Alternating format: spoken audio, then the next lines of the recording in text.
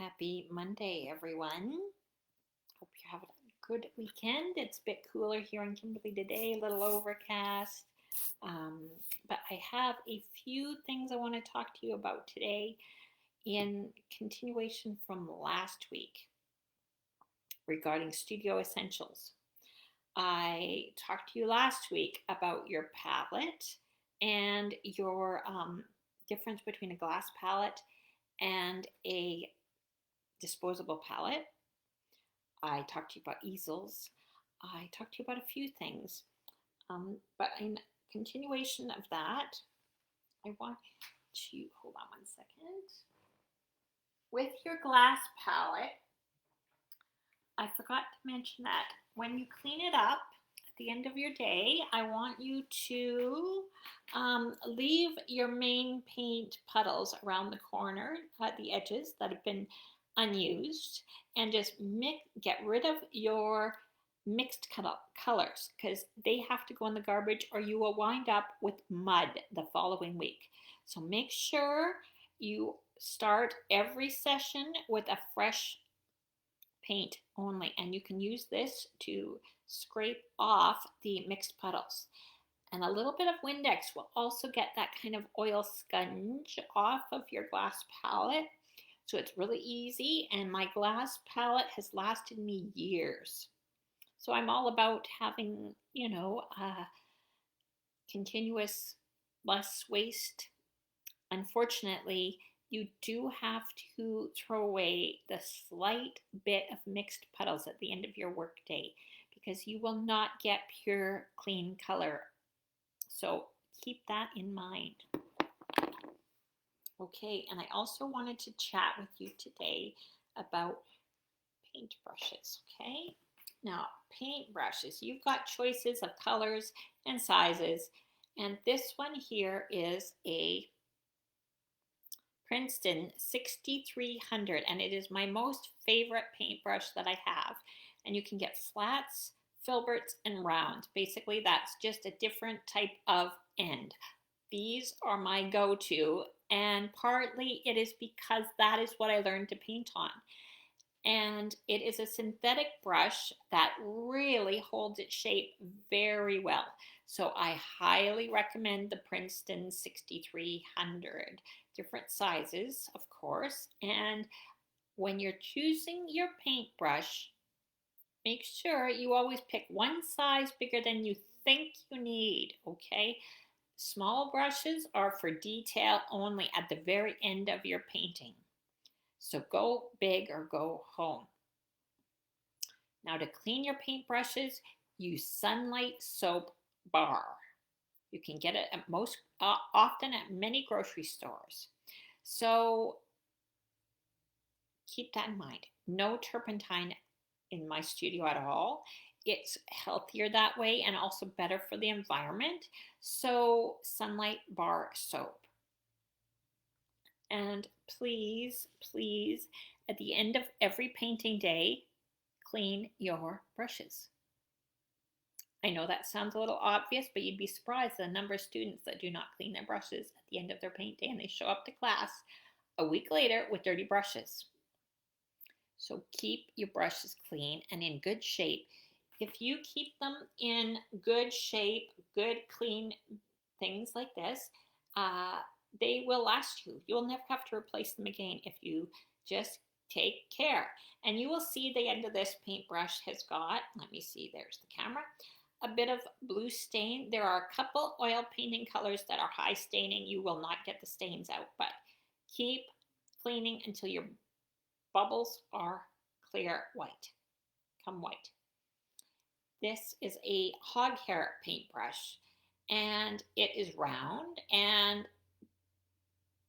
I used the hog hair bristles for many, many years.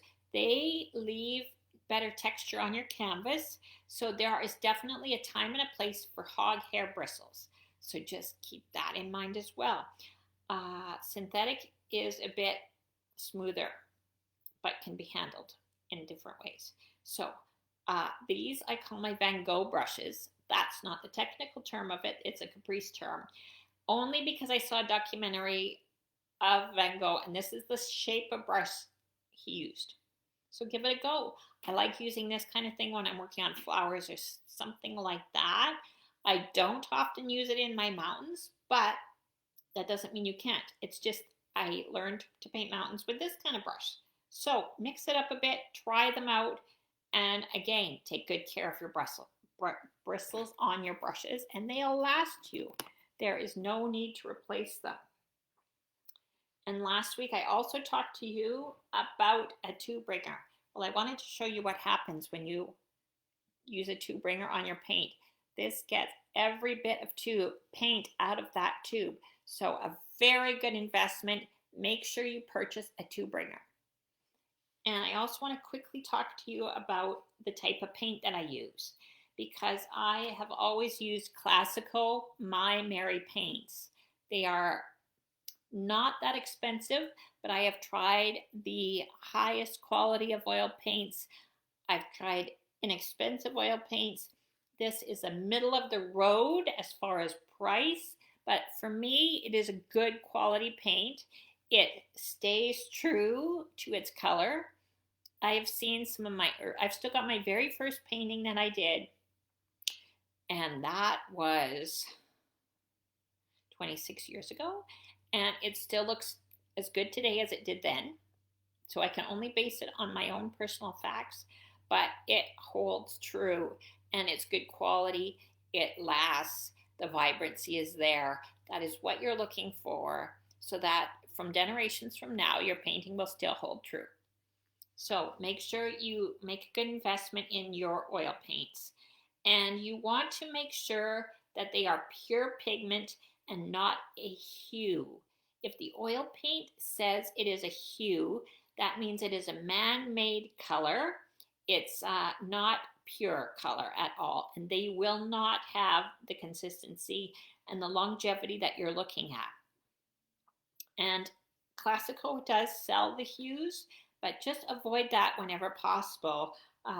Like the chromium oxide is using natural pigments to get that color. It's not man-made.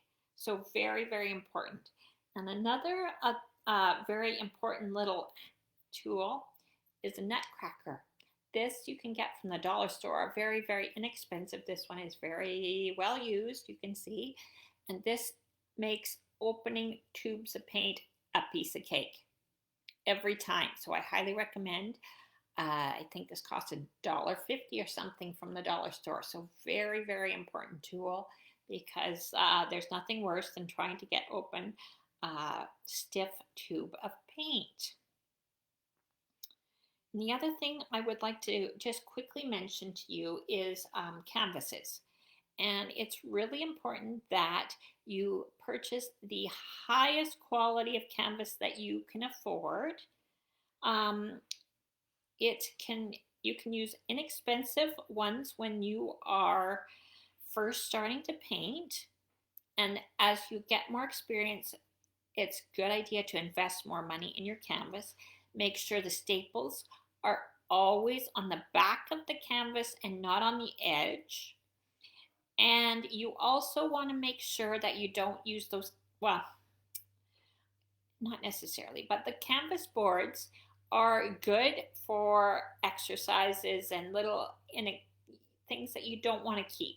If you are going to do a finished painting, do it on a canvas. It makes it very difficult to frame those canvas boards. So if you have canvas boards, by all means, use them up. But canvases are much nicer because you can paint the edges and they don't necessarily need to be framed and can be hung on a wall.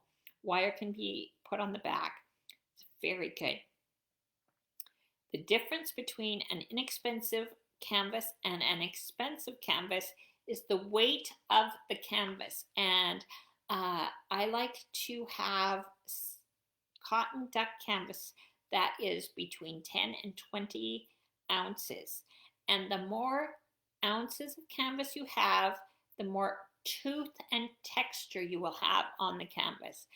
And for any oil painter, that is a dream, having good texture. Unless, of course, you are doing something very delicate, like a portrait or whatnot. I had a friend in Calgary who did portraits and horse portraits and things, and he didn't want any texture, so he did very fine linen. That again is another expense, so it all depends on what it is you're painting. But for me, the texture is where it's at, especially with oil paints. And if you buy a really inexpensive canvas, it could be like 3 or 5 ounces, and then it will not have the tooth and the texture that you perhaps might like. So keep those ideas in mind with your studio. And one more very, very, very important fact that I want you to have in your studio are books. Get your hands on as many art books as you can, because whenever you run into inspirational troubles, or you are having a problem with a mountain or a tree, or there is something that you can't quite figure out, you can always go to the masters and look at how they painted a mountain and how they painted a tree, and study certain colors. Maybe you're going to try and figure out what color to paint a mountain. Go and look at their mountains and see how they mix their lights and their darks and their mediums. You must have a good art library in order to really get where you want to be. I've gone way over time, second week in a row. I still have lots to talk about studios, but that shall do you for now. And I hope you enjoyed this. Please let me know if you have any more questions, and if there's something you'd like me to talk about next week in my 10-minute Monday, just drop me a note. Please leave a comment. Let me know you enjoyed this, and I will see you right here next week, same time, same place. Have a good week. Bye for now.